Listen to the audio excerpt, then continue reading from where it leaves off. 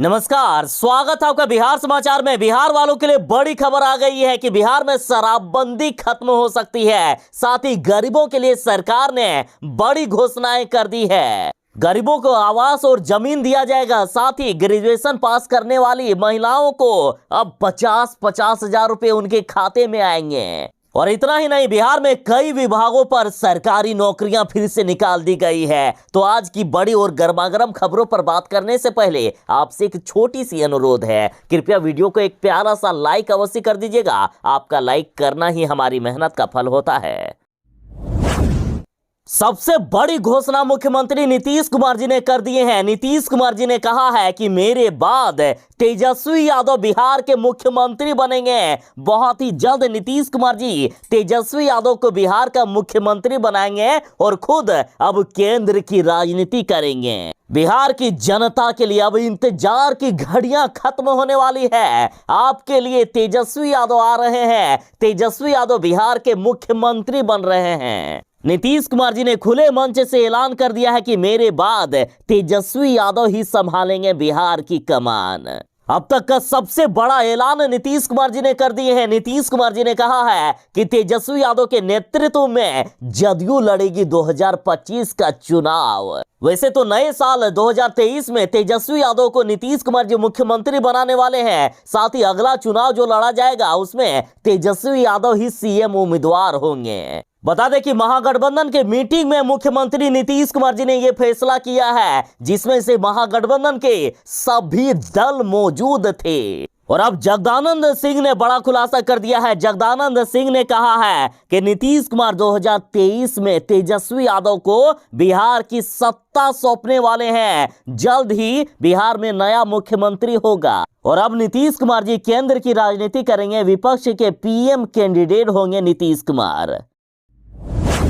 नीतीश कुमार के दोस्त प्रशांत किशोर ने एक बार फिर से मुख्यमंत्री नीतीश कुमार के खिलाफ मोर्चा खोल दिया और गरजते हुए कहा है कि यदि 48 घंटों के अंदर शराबबंदी कानून नीतीश कुमार जी ने वापस नहीं लिए तो अंजाम बुरा होगा।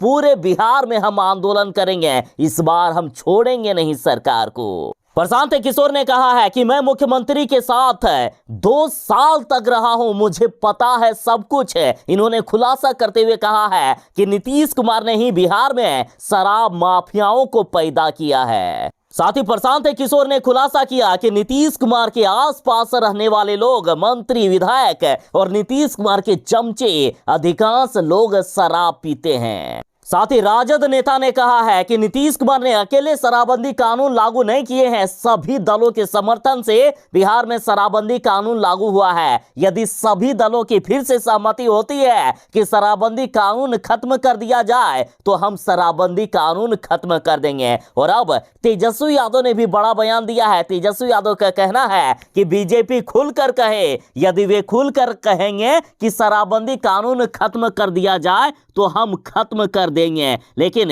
बीजेपी वालों को इसके बाद की सारी जिम्मेदारी लेनी होगी। बिहार में शराब चालू करवाने के बाद यदि बिहार में कुछ भी अनहोनी होती है तो उसके जिम्मेदार बीजेपी होंगे। बीजेपी को ये मानना होगा। साथ ही अब राजद के वरिष्ठ नेता शिवानंद तिवारी ने भी कह दिया कि भाजपा वाले ढोंग छोड़े और साफ साफ कहे कि शराबबंदी कानून को वापस लेना है या नहीं।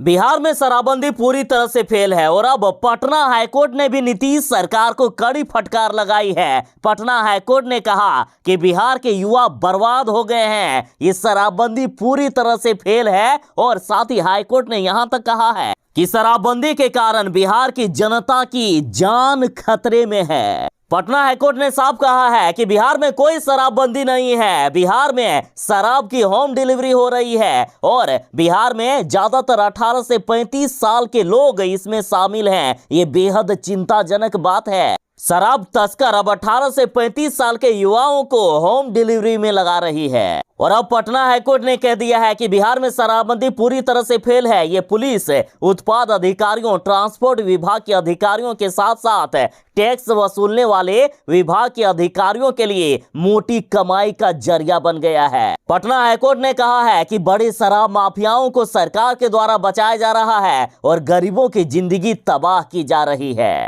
पटना हाईकोर्ट ने कड़ी टिप्पणी करते हुए कहा कि बिहार का पूरा सरकारी सिस्टम शराबबंदी कानून के तहत गरीबों को फंसाने में लगा है। न केवल पुलिस अधिकारी बल्कि राज्य कर विभाग और परिवहन विभाग के अधिकारी भी शराबबंदी से प्यार करते हैं। उनके लिए ये मोटी कमाई का जरिया है।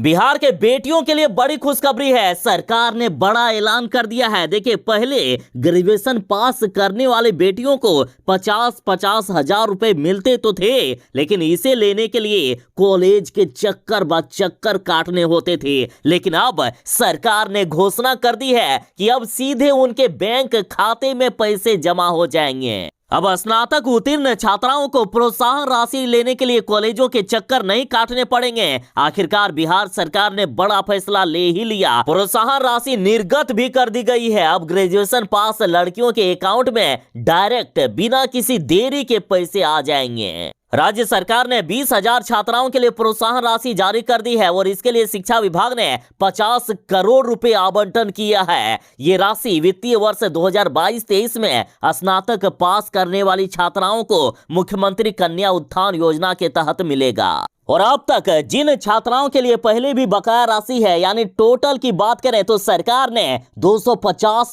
करोड़ रुपए जारी किए हैं।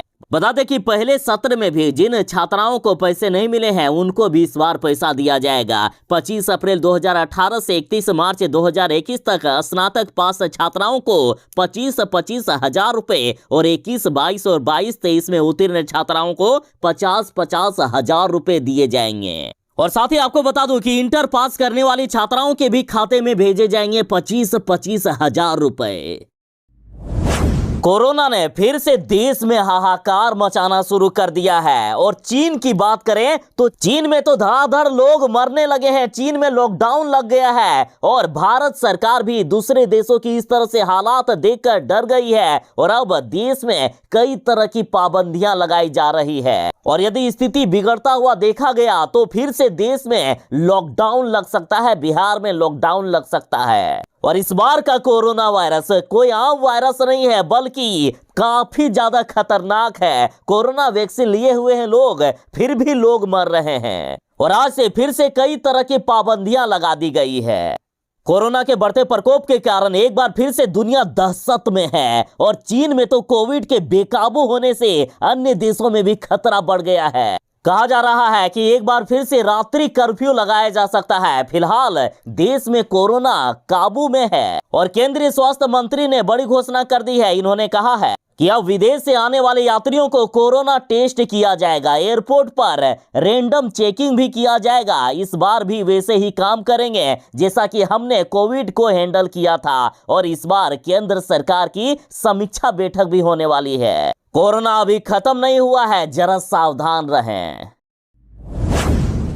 बिहार के उप मुख्यमंत्री तेजस्वी यादव कभी रात में गरीबों के बीच चले जाते हैं। जो गरीब ठंड से कांप रहे हैं उन्हें कंबल बांटने के लिए, तो कभी रात को मछली बाजार चले जाते हैं वहां के निर्माण को देखने के लिए और वहां रह रहे मछुआरों की परेशानियों को जानने के लिए। 2 दिन पहले ही तेजस्वी यादव ने गरीबों के बीच जाकर कंबल का वितरण किया, साथ ही उनके रहने का व्यवस्था भी की। अपनी नींद त्याग कर आधी रात में तेजस्वी यादव सड़कों पर चले जाते हैं बिहार की जनता का हाल चाल जानने के लिए। और अब तेजस्वी यादव अचानक से मछली बाजार चले गए। मछुआरे भाई बहनों के बीच आए तेजस्वी यादव और इस पर राष्ट्रीय जनता दल ने कहा है कि आज पटना के हड़ताली मोड़ के पास बन रहे पक्के मछली मार्केट का निरीक्षण करने पहुंचने पर निर्धन भाइयों ने वहां माननीय उप मुख्यमंत्री तेजस्वी यादव जी से रात को ठंड से बचने के लिए अस्थायी आश्रय की व्यवस्था की मांग कर दी और तेजस्वी यादव ने इसकी व्यवस्था भी कर डाली। साथ ही मत्स्य प्रकोष्ठ राजद ने कहा है कि है कोई मंत्री देश में जो गरीबों के बीच रहकर काम कराए और पूछे कि तुम्हारे हिसाब से काम हो रहा है कि ना। बिहार में जहरीली शराब से नरसंहार हुआ है। लगभग 100 से भी ज्यादा लोगों की मौत हो गई है और अभी भी मौत का सिलसिला रुका नहीं है। छपरा में अभी भी जहरीली शराब से मौत हो ही रही है। बीजेपी वाले सीधा इसका जिम्मेदार नीतीश कुमार को ठहरा रहे हैं। बीजेपी का कहना है कि नीतीश कुमार ने ही नरसंहार किया। और इधर जन अधिकार पार्टी के पप्पू यादव की माने तो पप्पू यादव ने कहा कि बिहार में बीजेपी सांसद बिकवाते हैं शराब और अब मौत पर हाय तौबा मचा रहे हैं। और साथ ही देखिए, मुख्यमंत्री नीतीश कुमार जी ने साफ कह दिया है कि जिनकी भी मौत शराब से हुई है, मैं किसी को एक पैसा भी मुआवजा नहीं दूंगा। तो लगातार बीजेपी वाले मुआवजे की मांग कर रहे हैं। तो पप्पू यादव का कहना है कि नेता चुनाव लड़ने और टिकट खरीदने में करोड़ों रुपए खर्च करते हैं, तो छपरा कांड पर पीड़ितों की मदद करने में आखिर क्यों पीछे हट रहे हैं। पप्पू यादव बोले हैं कि यदि सभी नेता आगे आ जाए तो बिहार की जनता की यदि वे मदद करे तो मुआवजे की मांग करने की जरूरत ही नहीं पड़ेगी। पप्पू यादव ने कहा है कि नेताओं के पास चुनाव लड़ने और टिकट खरीदने के लिए पैसे होते हैं, लेकिन बिहार की जनता को देने के लिए इनके पास पैसे नहीं होते हैं। यदि सभी नेता मदद करेंगे तो मुआवजे की मांग करने की जरूरत ही नहीं पड़ेगी। साथ ही पप्पू यादव ने ऐलान किया है कि जिस घर में मौतें हुई है उसके घर में बेटी की शादी के लिए मैं 50-50 हजार रुपए की मदद करूंगा और तत्काल अभी 10-10 हजार रुपए दे रहा हूं। बिहार में जहरीली शराब से जो नरसंहार हुआ है, उसके बाद बिहार की सियासत में भूचाल सा आ गया है। यदि बीजेपी वाले मुख्यमंत्री नीतीश कुमार जी से सवाल करते हैं तो मुख्यमंत्री नीतीश कुमार जी बौखला जाते हैं। मुख्यमंत्री नीतीश कुमार जी गुस्से में बीजेपी पर ही अपनी भड़ास निकाल देते हैं। तो अब बीजेपी ने सीधा मुख्यमंत्री नीतीश कुमार जी को चुनौती दे दी है। विजय सिन्हा बोले हैं कि मुख्यमंत्री जी यदि हिम्मत है तो अपने विधायकों का ब्लड टेस्ट करवाएं। आधा से ज्यादा आपके विधायक शराब के नशे में मिलेंगे या शराब पीने वाले मिलेंगे। बता दें कि बिहार सरकार के मद्य निषेध विभाग ने जापान से खून की जांच करके ये पता लगाया जा सके कि कौन शराबी है, ये मशीन खरीद कर लाए हैं। इस मशीन के द्वारा खून की जांच करके पता लगाया जा सकता है कि कौन शराब पीता है और कौन नहीं। तो बीजेपी ने इसी का हवाला देते हुए मुख्यमंत्री नीतीश कुमार जी को चुनौती दी है कि यदि दम है तो अपने विधायकों का एक बार खून जांच करके दिखा दे। देश में कोरोना के कारण फिर से लॉकडाउन लगाया जा सकता है और इधर राहुल गांधी ने अब बड़ी घोषणा कर दी है। राहुल गांधी ने कहा है कि कोरोना से डर नहीं लगता है साहब, भारत जोड़ो यात्रा से डरती है बीजेपी सरकार। राहुल गांधी ने आरोप लगाया है कि यात्रा रोकने का बहाना ढूंढ रही है मोदी सरकार और इसलिए देश में लॉकडाउन लगाने की अब बात हो रही है। देखिए, दुनिया के कई हिस्सों में कोरोना वायरस का खतरा लगातार बढ़ता जा रहा है और हाल ही में स्वास्थ्य मंत्री मनसुख मांडविया ने राहुल गांधी को एक पत्र लिखा है, जिसमें से उन्होंने राहुल गांधी से भारत जोड़ो यात्रा स्थगित करने की बात कही थी। तो जब राहुल गांधी ने भी जवाब दे दिया है। राहुल गांधी ने कहा कि ये यात्रा नहीं रुकने वाली है, ये यात्रा कश्मीर तक जाएगी। साथ ही राहुल गांधी बोले कि कोरोना से डर नहीं लगता है साहब, भारत जोड़ो यात्रा से बीजेपी वाले डर गए हैं। पप्पू यादव ने बीजेपी पर बड़ा हमला किया है। देखिए, बिहार में जहरीली शराब से नरसंहार हुआ है, 100 से भी ज्यादा लोगों की मौत हो गई है। तो पप्पू यादव ने दावा किया है कि इन मौतों का जिम्मेदार और कोई नहीं बल्कि बीजेपी वाले हैं। बीजेपी के साजिश के तहत ये मौतें हुई है और नीतीश सरकार को बदनाम करने के लिए बीजेपी ऐसा कांड कर रही है। पप्पू यादव बोले कि बिहार में बीजेपी सांसद बिकवाते हैं शराब। पप्पू यादव ने कहा है कि नीतीश सरकार को बदनाम करने में जुटी है बीजेपी। साथ ही इन्होंने कहा कि सरकार बनते ही बेगूसराय में गोलीकांड, अरवल में बच्चियों को जिंदा जला देना, बगहा में 13 साल की बच्ची के साथ रेप, महिलाओं को टुकड़े टुकड़े काट देना या कटिहार में नरसंहार होना, ये सब भाजपा की साजिश है। मसरक जहरीली शराब कांड भी इसी साजिश का हिस्सा है। पप्पू यादव ने कहा कि इससे पहले बेतिया, सिवान, गोपालगंज, मुजफ्फरपुर, नवादा और बक्सर में ऐसी घटनाएं घट चुकी है। हर जगह जन अधिकार पार्टी ने पीड़ितों की मदद की है, उस समय भाजपा का कोई भी नेता सामने नहीं आया। पप्पू यादव ने सीधा सीधी बिहार में जहरीली शराब से मौतों का जिम्मेदार बीजेपी वालों को बताया है।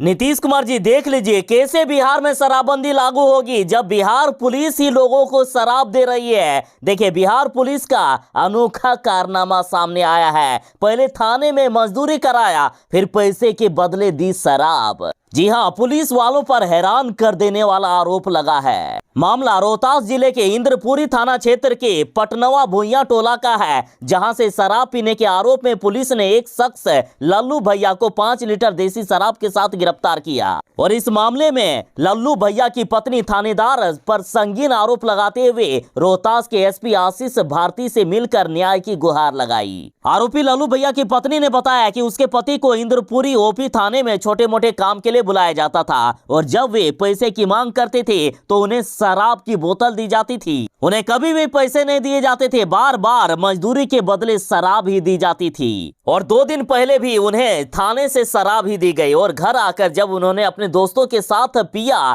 तो उनके दोस्त पकड़े गए और उन लोगों के द्वारा लल्लू भैया पकड़े गए। और साथ ही इनकी पत्नी ने कहा है कि 20 नवंबर की रात्रि को मेरे घर पर पुलिस वाले आए थे और छापेमारी करने के दौरान पुलिस में कोई भी महिला पुलिसकर्मी नहीं थी, बावजूद उसका यानी लालू भैया की पत्नी का पुरुष पुलिस कर्मियों ने हाथ पकड़ लिया और वह जब हाथ छुड़ाकर भागी तो पुरुष पुलिसकर्मी ने उसकी साड़ी पकड़ ली और उसके पति को जेल भेज दिया। अब वे न्याय की गुहार लगा रही है।